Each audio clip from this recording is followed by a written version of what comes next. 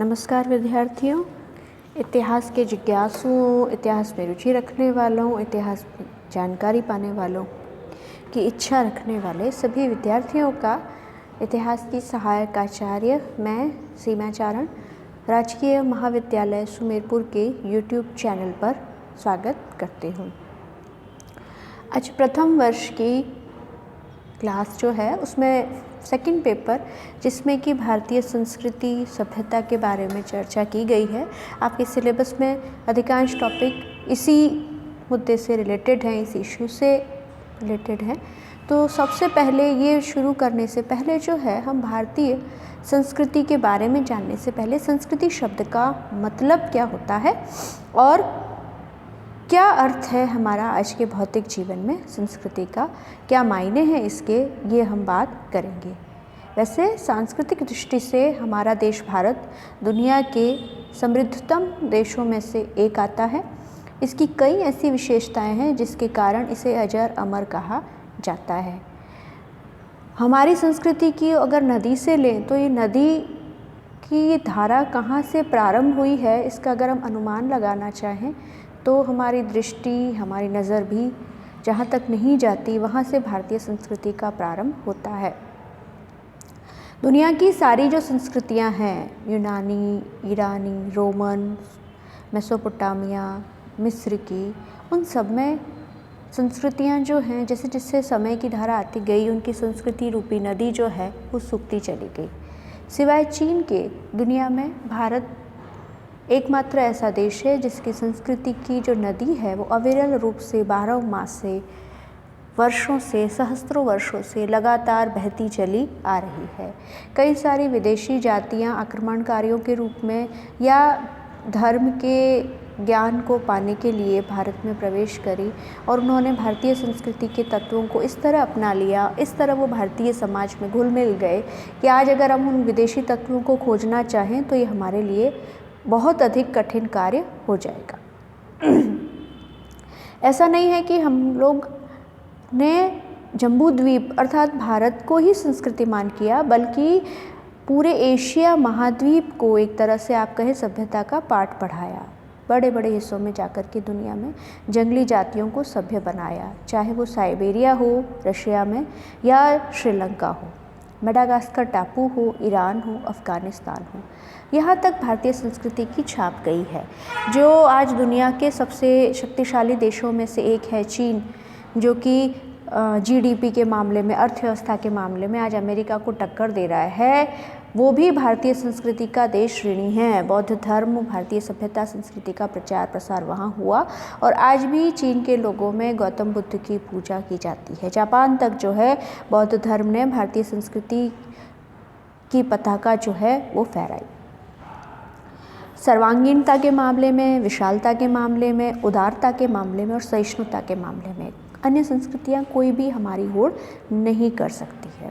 हमारे यहाँ अलग अलग प्रजातियाँ आई, चाहे यूनानी, शक, कुषाण, पर्थियन, पहलव, अलग अलग जातियाँ आई, हूण आए, समय की धारा से आते चले गए, भारत की संस्कृति में रच बस गए। हमारी संस्कृति ने उनके कुछ तत्वों को ग्रहण किया और उन लोगों ने हमारी कुछ संस्कृति के तत्वों को ग्रहण किया।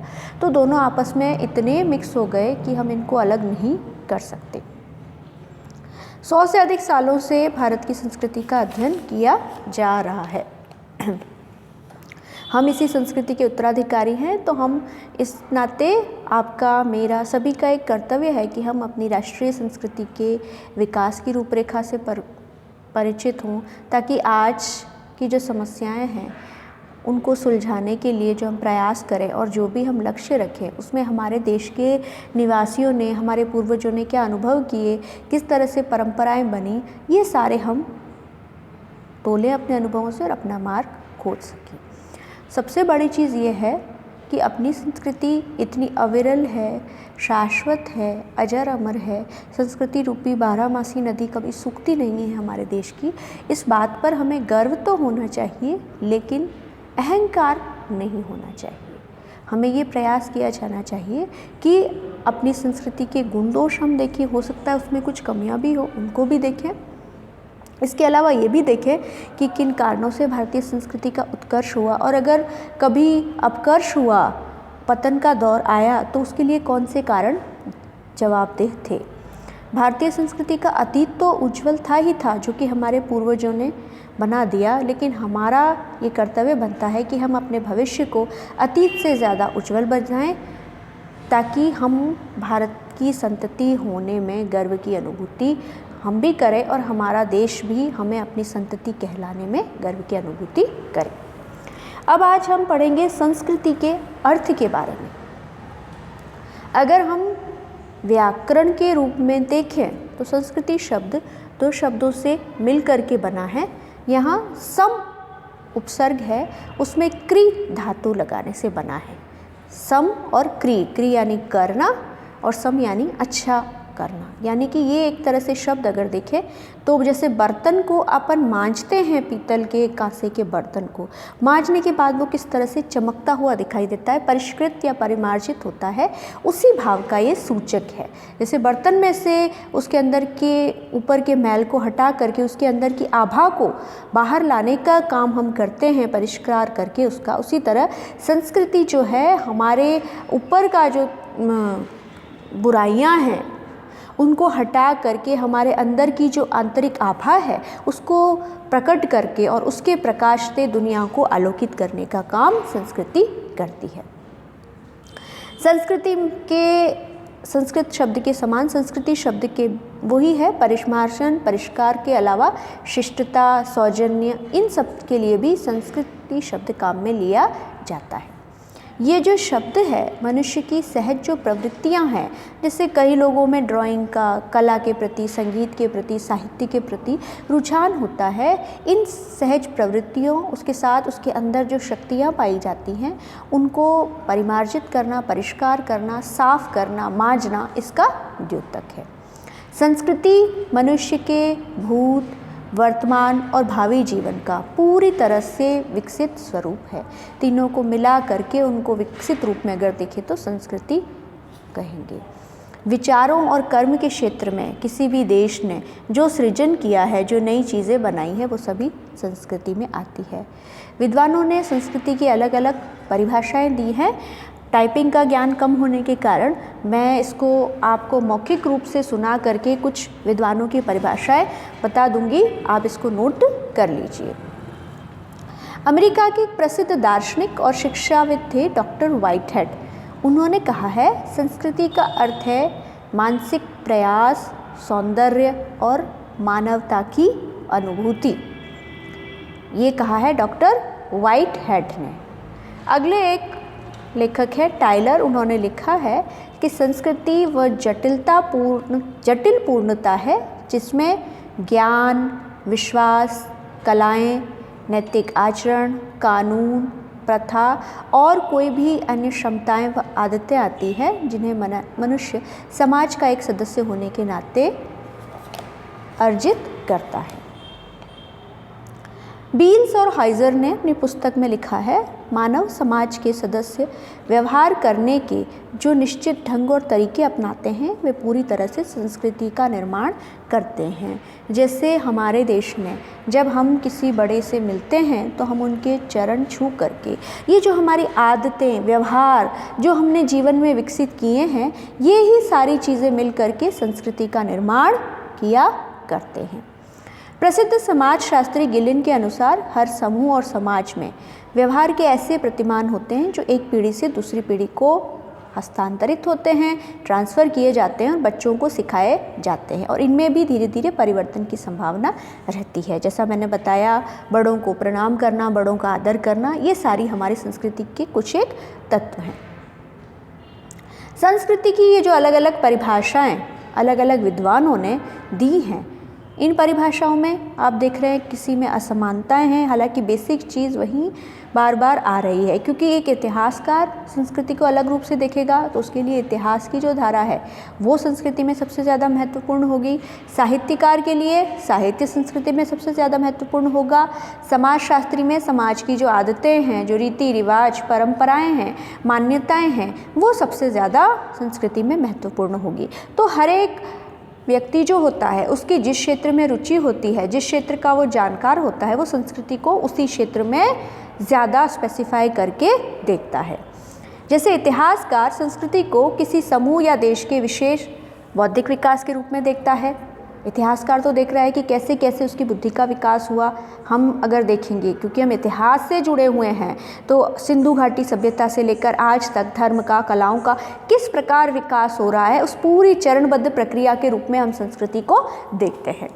साहित्यकार संस्कृति में जीवन सरस बनाने के लिए, कोमल बनाने के लिए, उसके लिए वो चीज़ मायने रखेगी। इसीलिए अलग अलग विद्वानों ने संस्कृति शब्द का प्रयोग अलग अलग अर्थों में किया है।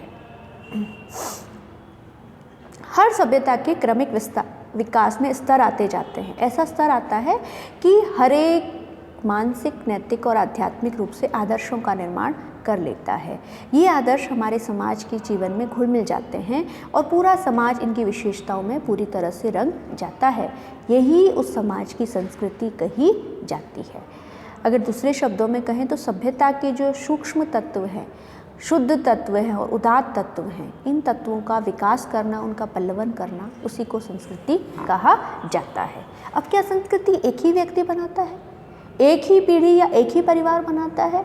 नहीं, संस्कृति एक व्यक्ति नहीं बल्कि समाज के अनगिनत व्यक्तियों के, सभी के सामूहिक प्रयत्न का परिणाम होती है। और प्रयत्न भी ऐसा कि एक के बाद एक जो आने वाली पीढ़ियां हैं वो इसमें निरंतर करती जा रही। ये नहीं कि एक पीढ़ी के ही आदर्श हमने ग्रहण किए हैं, हज़ारों वर्षों से जो हमारे पूर्वज जो आदर्श, जो कलाएं, जो साहित्य, जो संगीत, धर्म, दर्शन के क्षेत्र में जो सृजित करते आए हैं, उनको हम जो इकट्ठा कर रहे हैं, उनके अनुभवों को, वो सभी संस्कृति के अंतर्गत आते हैं। इसी कारण संस्कृति यूँ नहीं है कि 10-15 सालों में विकसित हो जाए, इसे हज़ारों, सैकड़ों वर्ष लग जाते हैं विकसित होने में। ये किसी एक युग की कृति नहीं है, बल्कि अलग अलग युग के अलग अलग समय में मनुष्य ने सामूहिक और अनवरत जो मेहनत की है, उसका परिणाम संस्कृति के रूप में हमें दिखाई देता है। व्यापक रूप से अगर संस्कृति की हम परिभाषा दें तो ये हो सकता है कि संस्कृति वो जीवन की पद्धति है जिसकी स्थापना मानव, व्यक्ति या समूह के रूप में करता है। ये उन आविष्कारों का संग्रह है जिनकी खोज मानव ने अपने जीवन को सार्थक, सफल बनाने के लिए की थी। अपनी आत्मा और प्रकृति पर विजय प्राप्त करके ही व्यक्ति उन्नत हो सकता है। इसलिए संस्कृति मानव द्वारा प्रकृति पर प्राप्त विजय की क्रमबद्ध रूप से रोचक कहानी है। मनुष्य ने धर्म का जो विकास किया, दर्शन के क्षेत्र में जो उसने सोचा, साहित्य, संगीत और कला के क्षेत्र में जो उसने सृजन किया, इसके अलावा हमारे सामाजिक या सामूहिक जीवन को सुखी बनाने के लिए, हितकर बनाने के लिए जिन प्रथाओं को और जिन संस्थाओं को विकसित किया, उन सभी का हम अगर इकट्ठा रूप से कहें तो किस में आ जाएंगे? वो संस्कृति में। अब एक छोटा सा इसके साथ एक विवाद भी कह सकते हैं और एक सोच भी है कि भारतीय संस्कृति का उद्भव कहाँ से हुआ। इतिहासकार जो हैं, अलग अलग इतिहासकारों ने इसके बारे में अपनी भिन्न भिन्न अलग अलग राय दी है। कई विद्वानों में इस बात को लेकर काफ़ी मतभेद है कि भारतीय संस्कृति का उद्भव कैसे हुआ। जैसे एक बहुत प्रसिद्ध पुरातत्वविद थे व्हीलर, जिन्होंने कि सिंधु सभ्यता में जो है उत्खनन का काम किया, मोहनजोदड़ो में बाद में उन्होंने खुदाई की। उनका ये मानना है कि चाहे सिंधु घाटी सभ्यता हो या उसके बाद और भी जो भारत में संस्कृति सभ्यताएं पनपी, उन सब का विकास एशिया की सुमेरियन सभ्यताओं के प्रभाव से हुआ है। एक और विद्वान है हैरास और चटर्जी, इनका मानना है कि भारतीय संस्कृति का निर्माण द्रविड़ों ने, जो साउथ इंडिया में पाए जाते हैं, उन्होंने किया। जबकि फेयर सर्विस का कहना था कि ये हिंद ईरानी क्षेत्र की उपज है। लेकिन अगर हम ऐतिहासिक दृष्टि से देखें तो हमारी संस्कृति में कई सारी चीज़ें ऐसी हैं जो सिर्फ भारत में ही पाई जाती है। जैसे मैं कुछ बताऊं आपको, पीपल के वृक्ष की पूजा करना, बैल सिंधु घाटी सभ्यता से लेकर आज तक 4000 वर्षों तक पवित्रतम पशुओं में माना जाता है। स्नान का महत्व, ध्यान का महत्व, चाहे सिंधु सभ्यता की लिपि हो जो अलग प्रकार की है, या अशोक के समय ब्राह्मी लिपि लिखी जाती थी, वो सभी लिपियाँ यहीं पर उत्पन्न हुई है। वो कहीं ना यूनान से लाई गई, ना मध्य एशिया से लाई गई, ना सुमेरिया से लाई गई। सिंधु संस्कृति से जो एक ख़ास किस्म का रहन सहन था, जो कहीं दुनिया के किसी और अन्य उस समय की संस्कृति में नहीं मिलता। इससे स्पष्ट हो जाता है कि न सिर्फ सिंधु संस्कृति बल्कि पूरी तरह से भारतीय संस्कृति हमारा अपना मौलिक आविष्कार है। हजारों साल से चले आ रहे रहन सहन के विकास का परिणाम हमारी संस्कृति के रूप में दिखता है। ये इतिहासकार जिन्होंने अलग अलग मत दिए हैं, ये भी अपने मत के साक्ष्य के रूप में कोई ठोस साक्ष्य वो दे नहीं सके हैं।